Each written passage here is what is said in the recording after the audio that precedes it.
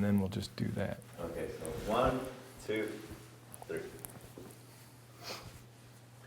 Give us a background.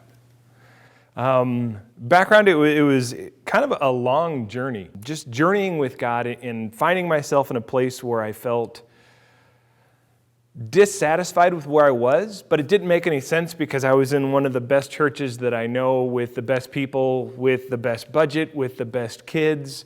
I mean, it was a fantastic, as far as a youth pastor, I couldn't think of another place to go. Like, I felt like there might have been something more, but I didn't know what it was. Probably a year and a half to 2 years. It was what I would consider a wilderness experience. And I knew he was there. I didn't feel abandoned. I figured that I was going to be youth pastor all my life. That's what I wanted to do since 8th grade. I knew that's what it was. And opportunities started opening up, like a PhD program that my wife suggested, hey, this keeps coming up. Why don't you pursue this and see where this led? Some of my research for my PhD project led me in a direction that I had no idea that I was going to go in, and coming to find out that our church was really ill-equipped to reach out to a new generation, a new mentality of people.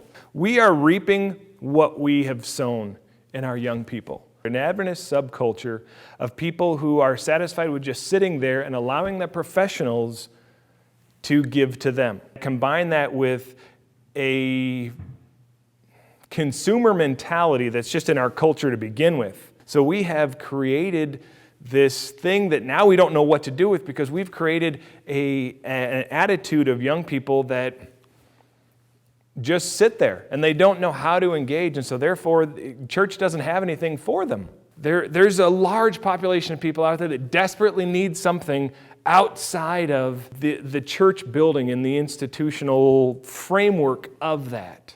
That rabbit trail kind of led me down to that early church and connecting with the Simple Church, Adventist Simple Church Network, and kind of just launching our own house church from all of that. The beauty of what house church does is it decentralizes leadership and ownership. It includes them as their point of view and what God can speak to them. Kind of a crazy tidal wave is what it felt like. I knew something was coming, and then suddenly everything just came at once.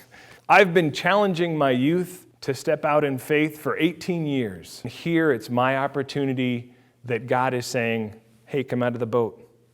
Come out here and let's see what we can do. Our focus really has been creating a community that is grace-oriented and that allows a relationship between each other. The big church, if I can just kind of put that out there, big church, has a harder time doing because there's so many people that you can hide.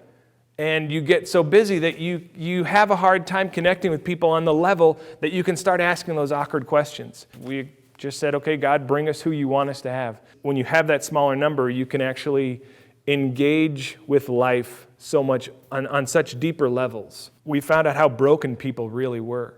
And having people that looked like, hey, they were just really good church members, and they talked the right talk, and they used the name Jesus, and they prayed and whatnot, and it didn't take long for them to feel comfortable and safe and say, you know what, I really hate Jesus. I'm angry at him for what's been going on in my life. I cannot pray to him like this anymore. And then a year later, have that same person realize, you know what, I don't hate Jesus anymore. And I have found that he's someone I can trust and that I can love. And we know that that's the power of the Holy Spirit, and it's really cool and humbling to know that as a community, we played a part in that. That was probably one of the best ones.